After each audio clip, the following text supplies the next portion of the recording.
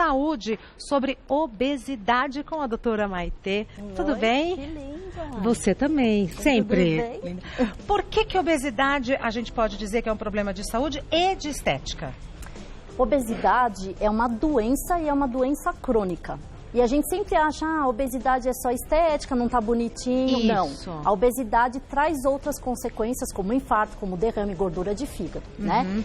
E, incrivelmente, o Brasil é o 4º país em números absolutos de obesidade. 4º país no mundo? No mundo. Doutora, não sabia. E no Olha Brasil, só.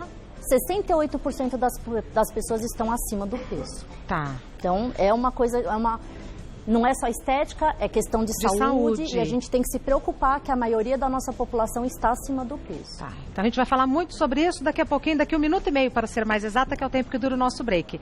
1, 2, a gente está de volta. Até já já.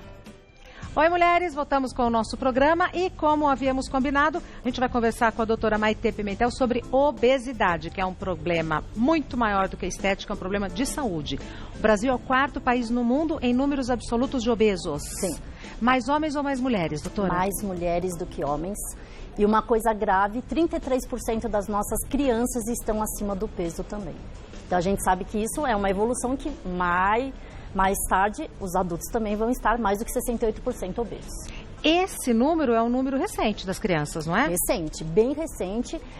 A gente acabou de voltar de um congresso de obesidade e o Brasil está muito classificado, não de, que bom que o Brasil... Não, é um país que está trazendo preocupação para o mundo inteiro, porque a gente está crescendo muito nesse fator.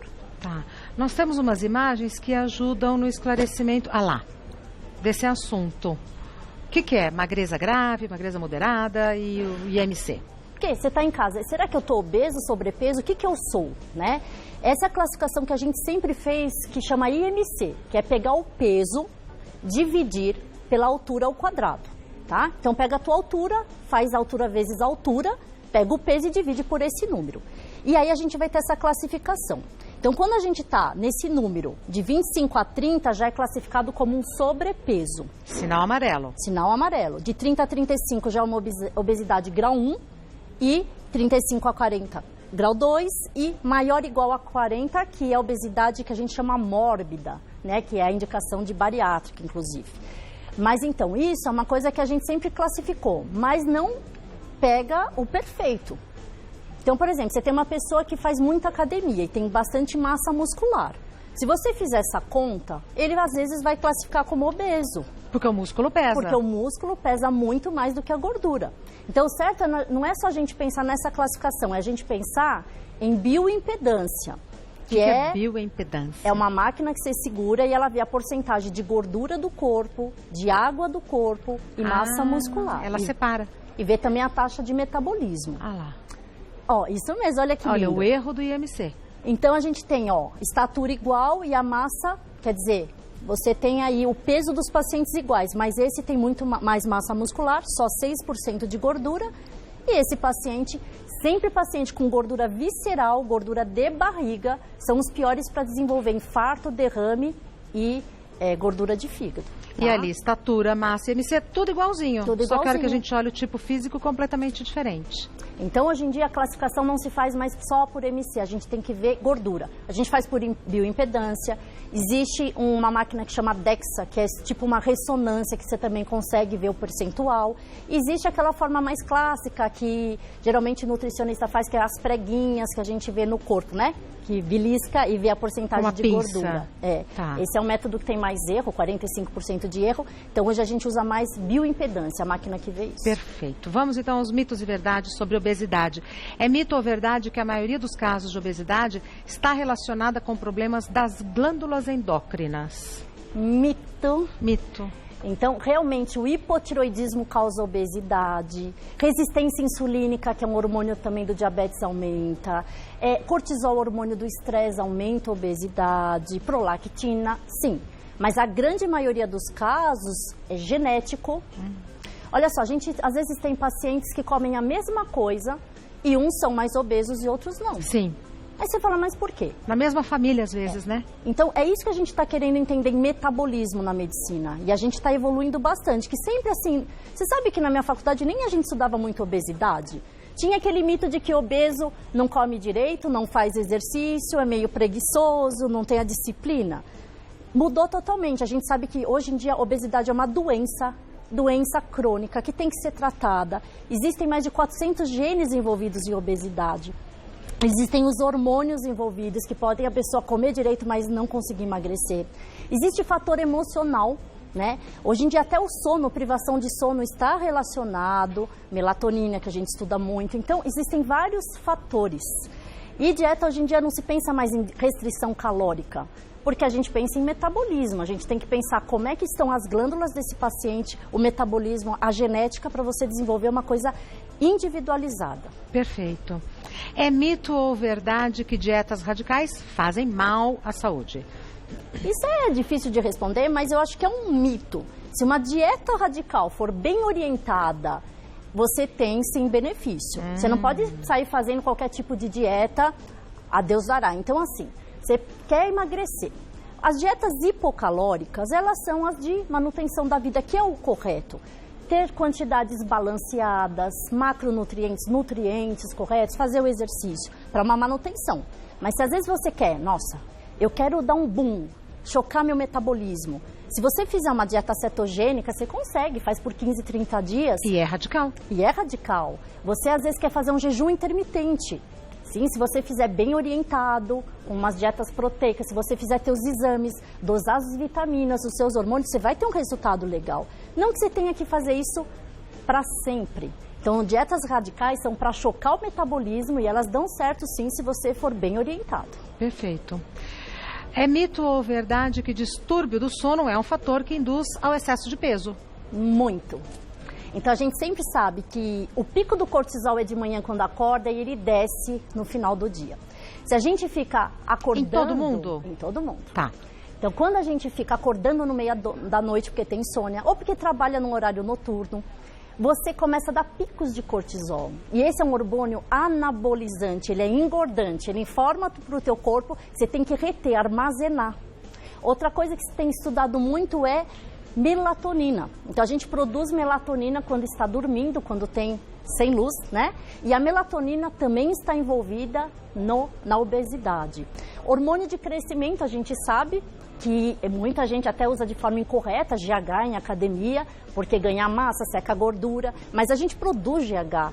A gente acha que só crianças da puberdade produzem. A gente produz? Produz, então a gente tem a curva grande e vai caindo. Mas se a gente também não dorme direito, tem associação da privação do sono com o pico de GH. Então vários hormônios interferem nisso. O que é melatonina?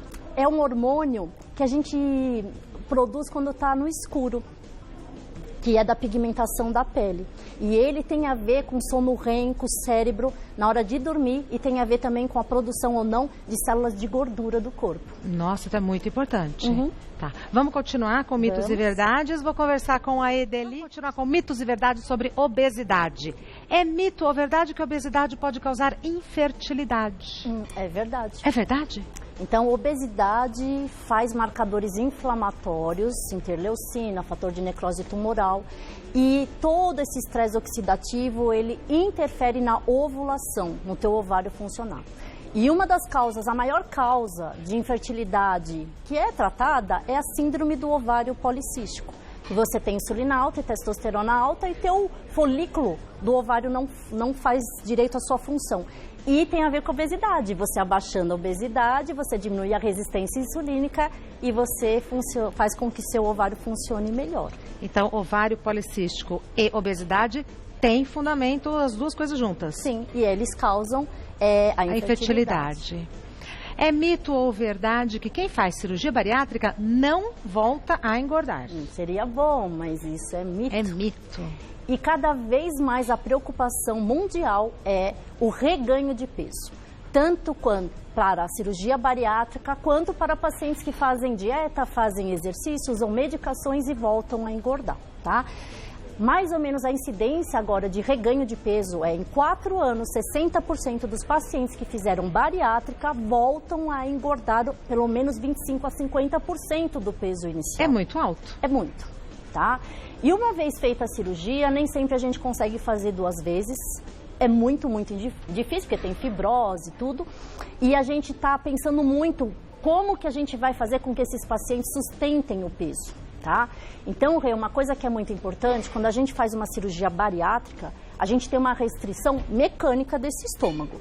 E muitas vezes a gente faz uma derivação que a absorção dos nutrientes e dos macronutrientes não acontece.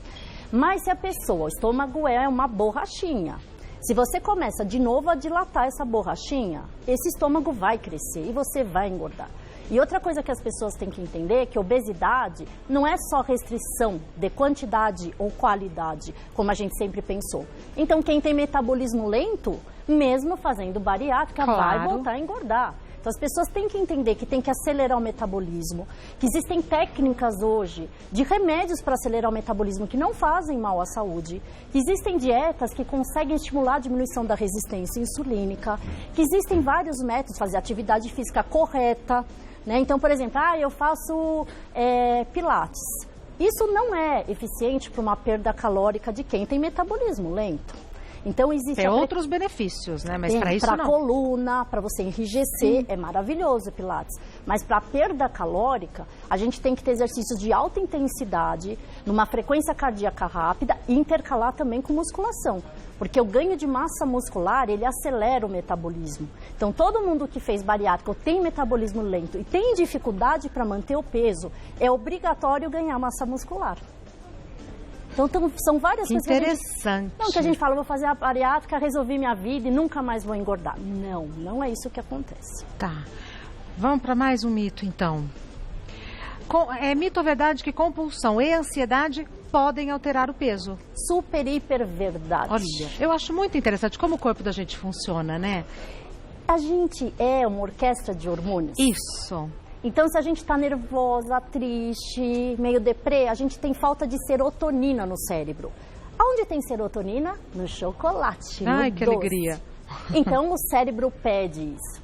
Existe uma coisa que chama síndrome da fome oculta. Então, o que é isso? O corpo, quando precisa de algum nutriente, ele vai em busca, informa teu cérebro. Então, quando uma gestante tem um desejo... Eu ia perguntar isso. O desejo não é brincadeira, gente. O desejo tem a ver com a conexão cerebral de informações pedindo tal alimento que, de acordo com a cultura daquela mulher, ela vai em busca de tal alimento. Isso é estudado cientificamente. Pacientes que têm uma anemia grave, que tem aquelas tênias, que roubam todo o sangue do intestino, elas chegam a lamber o tijolo em busca de ferro. Então, existe até descrição disso na medicina. Quando a gente fala em compulsão, se um paciente tem transtorno de compulsão, que é comer rápido, nem está assistindo televisão e está comendo, nem pensa, engole rápido, ele tem tendência de ter aquele estômago dilatado, de ter problemas muito mais com carboidrato e refrigerante, são os compulsivos, de comer muito mais no horário noturno, que são as pessoas que trabalham muito, chegam em casa estressadas e dão aquela relaxada. E precisam comer. E aí não é, você até depois se sente culpado. Isso. E a bulimia, ela vem de uma compulsão que você se sente tão culpado que você provoca até vômito, né? Os ansiosos são pessoas que não comem direito, mas elas estão beliscando. Que são pessoas mais com uma tendência de depressão, de mais tristeza. Então, elas buscam na comida a satisfação de ficar feliz, que geralmente tem a falta da serotonina envolvida. Então, hormônios, a parte emocional da gente, a questão de se organizar e ter disciplina são os fatores básicos para a gente manter um bom peso. Que não é fácil, né, doutora Maitê? Não é fácil. E a gente tem cada vez mais oferta de coisas gostosas. Exatamente. A parte boa é essa, né?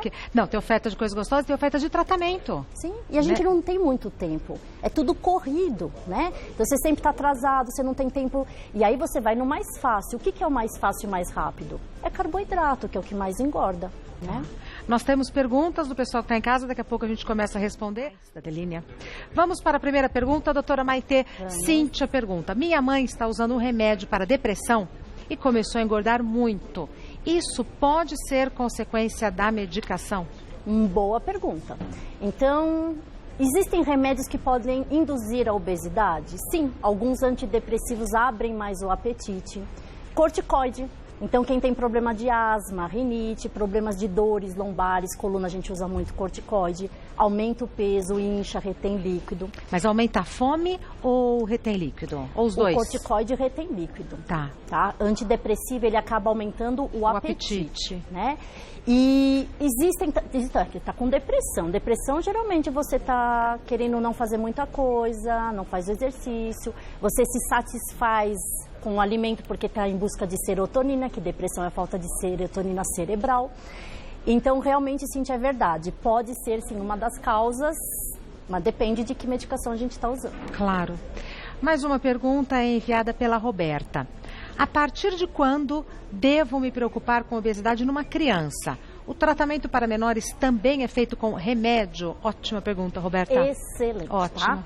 Então, hoje a gente falou que a obesidade, 33% das nossas crianças estão acima do peso, tá?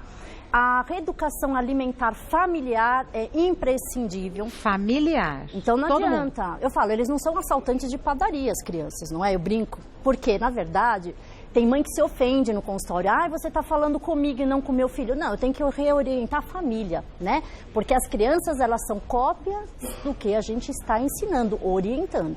E muitas vezes é fácil a gente falar sim para ela parar de chorar, porque a gente deixa hoje em dia com maior número de separação. Você fica com o pai no fim de semana, ele não quer falar não para desagradar. Convívio com a avó, que geralmente cria bastante os netos. A gente tem que ter essa reorientação. Mas obesidade também tem a ver com genética. Então, se a gente tem genética envolvida, a gente tem que tratar, sim, desde cedo. Obesidade na criança traz baixa estatura final. A criança não vai crescer tudo que a genética proporcionaria para ela. Hipogonadismo hipogonadotrófico, o que é isso? O genital fica menor por causa do embutimento da gordura e atrasa a puberdade. E a gente produz células de gordura na infância, porque o citoplasma da célula está muito fininho. Então ele vai se dividindo, exponencial, de 2 vira 4, vira 8, vira 16. O adulto não produz células de gordura, ele incha ou desincha essas células. Se uma criança for obesa, ela vai ter uma tendência muito maior de ser um adulto obeso. Porque ela vai levar essas células para o resto da vida. Para o resto da vida, que é chamada de memória metabólica. Tá? Então, quando a gente também está perdendo peso, parece que não sai daquele lugar, travou. Ou quando você às vezes come muito, não é um peso... Porque as nossas células, elas se adaptam. Então, por exemplo, você perdeu 2 quilos. Você precisa de 1 ano para o teu metabolismo, para a tua genética celular, entender que aquele é o peso ideal. Portanto, quem emagrece tem que manter esse peso por muito tempo e se cuidar também por muito tempo. Criança pode sim usar medicamentos, alguns, não todos. E para falar já de medicamento, vamos falar que isso é muito importante. Também acho. Muitas pessoas falam, remédio de emagrecer, isso faz mal. Isso mata, isso deixa a pessoa louca. Vicia. Por quê? Porque antigamente a gente não tinha essa nova classe de medicação que a gente tem hoje em dia. Então, quando a gente usava anfetamina, a gente tinha mesmo nervoso, estresse, irritabilidade, taquicardia, boca seca. Existe por causa que é um remédio que aumenta a adrenalina cerebral e sistema adrenérgico. Existem novas classes de medicação muito, muito atuais. Tem uma delas que já está no Brasil e uma que vai chegar daqui a uns 6 meses. São 6 moléculas novas que vão chegar no mundo. A gente estava no congresso agora de obesidade em Viena e foram lançados esses estudos que mexem com a saciedade. Então são remédios... Notícia maravilhosa. Não mexe com a cabeça, não deixa nervosa e estressada, não dá taquicardia, arritmia. Não dá tremor. Não dá rebote de voltar a engordar. Mexe com o metabolismo e informa o cérebro que você já comeu. E aí você fica satisfeita por muito tempo, 12 horas, e você vai tentar comer, sabe, parece a princesa, você come um pouquinho e está super satisfeita, sem sofrimento. Então, quando a gente fala remédio de emagrecer faz mal, depende qual remédio que você está usando. Mas muito importante que seja prescrito por um profissional Sim. responsável, o médico, o endócrino, não é? Porque você fala, antigamente a gente realmente tinha receio. Você tinha o benefício de emagrecer, mas você tinha outras coisas. É verdade. E para todo mundo saber que vai mudar tudo isso. Que isso bom. É revolucionário, porque a gente Sem não dúvida. tinha muita opção de tratamento medicamentoso para obesidade. Sem dúvida. Ótima notícia, doutora Maitê. Aliás, obrigada por estudar e trazer tudo pra gente assim, né? É uma novidade tão quentinha. Próxima pergunta enviada pela Kelly. Meu marido e eu comemos a mesma quantidade de comida, só que ele é bem mais magro. Os homens emagrecem com maior facilidade? Existem pessoas que comem a mesma quantidade e não engordam do mesmo jeito? Verdade, Kelly. Os homens sempre se beneficiam mais do tratamento. Então, quando eu faço campeonato do marido e mulher, mesmo tipo de dieta, mesmo tipo de medicação, eles sempre têm uma vantagem. Sempre? De 20% a 30%. Porque o metabolismo da mulher é feito para engordar. Mama já foi feito com maior quantidade de gordura. Nádegas também. E a gente foi feita para aleitamento materno, para cuidar dos nossos filhos. E os hormônios propiciam você aumentar a gordura, porque a gordura é que vai trazer benefícios de comida para um filho. Tá. Então, a genética metabólica dos homens já é mais favorável para o emagrecimento. Tá. Então, eles emagrecem com mais facilidade? Sim. E existem pessoas que comem a mesma quantidade? Sim. Próxima pergunta enviada pela Miranda. Tenho excesso de peso, descobri que estou grávida. A obesidade pode causar algum problema ao bebê? Quais cuidados devo ter? Antes de mais nada, parabéns, Miranda, né, pela gravidez. Parabéns. Então, Miranda, qual é a meta que uma gestante deve ter para aumentar de peso? De 7 a 9 quilos seria o ideal. A gestação toda? A gestação toda, tá? A obesidade traz principalmente diabetes gestacional, DEG, que é hipertensão na gestação, e isso pode sim trazer malefícios para o bebê. Então, engravidar, quem quiser realmente com saúde, tente emagrecer, ficar com peso já ideal antes de engravidar, porque aí você vai trazer benefícios, não só estético. Estético também, tem menos estria, menos cansaço, menos infecção urinária. Mas e no caso dela, que ela já está grávida, ela pode tentar reduzir o peso? Gestante não pode usar medicação. Gestante não pode fazer, por exemplo, dietas cetogênicas. Gestante tem que ter uma dieta hipocalórica e bem assistida. Então, engravidou, vai ter que realmente fazer exercícios moderados, orientados e uma dieta específica para gestação. Ótimo. Mais uma pergunta. Camila, faço pilates 2 vezes por semana e caminhadas diárias há 3 meses, mas não vejo mudança no meu peso. Pode ser que meu metabolismo seja mais devagar? Qual a outra opção para emagrecer de vez? Muito bem, Camila. E todo mundo, tem muita gente que fala, doutora, eu não vou mais fazer exercício porque não adianta. Não resolve nada? Resolve. Então, primeira coisa, se o teu metabolismo está lento, pode ser causa hormonal, pode ser genético. Existe, por exemplo, remédios ou até alimentos que aceleram o metabolismo numa atividade física? Existe. Tem um remédio, porque assim, quando você está fazendo exercício, só depois de 25 minutos, com o coração acelerado, 30% acima do basal, que é batendo forte, que vai começar a perda de gordura. 25 minutos? Tem uns remédios que em 5 minutos você está perdendo peso. Olha. Mas é para quem levanta do sofá e faz atividade física, né? Outra questão, a atividade física, qual é que emagrece? Não existe perda de gordura se você manter uma frequência baixa. Você tem que ativar, acelerar esse coração. Então, você vê tua frequência cardíaca em 1 minuto. 60 batimentos por minuto. Você tem que estar no mínimo 30% acima disso. 6 vezes 3, 18, 60 mais 18, 78, para você começar uma perda calórica. E é exercício contínuo. 45 minutos. Sem parar. Não pode, tipo, eu faço esteira todo dia 20 minutos. Não vai resolver. É preferível 3 vezes por semana, 45 do que picotar a atividade física. E outra coisa que eu falei é a gente sempre ganhar massa muscular, fazer uma musculação associada, porque o músculo acelera o metabolismo e você tirando a gordura do corpo, tira a memória metabólica que evita o rebote de voltar a engordar, que é o mais importante. E é muito frustrante, né? Quando você perde peso e depois você reganha, é muito frustrante.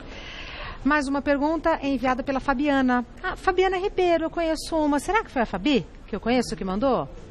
Bom, vamos lá. Tenho o intestino muito preso desde criança. Essa pode ser a causa da minha dificuldade em perder peso? Nossa, a Fabiana estava no congresso. Gente, o que se falou Jura? De metabolismo intestinal, microbiota. Gente, existem as gut-bactérias. O novo tratamento, porque a gente vai investir no futuro, é a flora intestinal. Eles pegam, por exemplo, 2 mulheres gêmeas. Então, tem a mesma genética, uma magra e uma obesa. Pega as fezes dessas mulheres. Coloca na comida dos ratinhos, mesma ração, mesmo ratinho com o mesmo peso. Essa flora intestinal alterada do ratinho da mulher obesa vai virar obeso. Aí você pega o mesmo ratinho magro e faz ele comer com as fezes do ratinho gordo, você faz ele engordar com a mesma ração. Nossa. Ou seja, a flora intestinal está altamente relacionada com obesidade. que a gente nunca deu muito valor a isso. Então, flora intestinal correta, uso de verduras, muitas frutas que tenham fibra, uso de lactobacilos é super importante para a gente matar essas gut-bactérias ou aumentar as gut-bactérias, matar os enterobacilos. Tem várias coisas que a gente está estudando. Enfim, o futuro vai ser alguma medicação para você melhorar essa flora intestinal. Então a Fabiana acertou em cheio. Acertou em cheio. Então o intestino preso dela pode estar relacionado, sim, com a dificuldade em perder peso. Bastante. E o que ela pode fazer? Então, a priori melhorar essa alimentação com fibras e o uso de lactobacilos é muito importante, né? E a gente tem muito agora no mercado. A gente pode comprar com facilidade em cápsulas. Isso daí não precisa nem de receita médica. Isso que eu ia perguntar. Precisa de prescrição, não? Nem sempre. Mas às vezes a gente faz algumas dosagens para dar a quantidade correta. Eu vi para vender, eu fiquei com receio de falar, não tem orientação nem informação, então pode comprar. É que doses altas pode às vezes dar diarreia. Então. Né? Então você tem que ir aos pouquinhos e ver com os exames do paciente. Para achar qual é a indicação de cada um. Isso. Tá. Olha, que aula! Que aula, doutora Maitê Pimentel é médica, ela tem um site que é endoc.com.br e o Instagram dela é @maite_endócrino. Lembrando que Maitê é com TH. Eu vi umas fotos suas em Viena. Você viu? Estava estudando. De novo, muito obrigada. obrigada por trazer tudo aqui Obrigada pra gente, eu viu? sempre, viu? É maravilhoso te receber. Vai com Deus. Bom final de tarde, viu?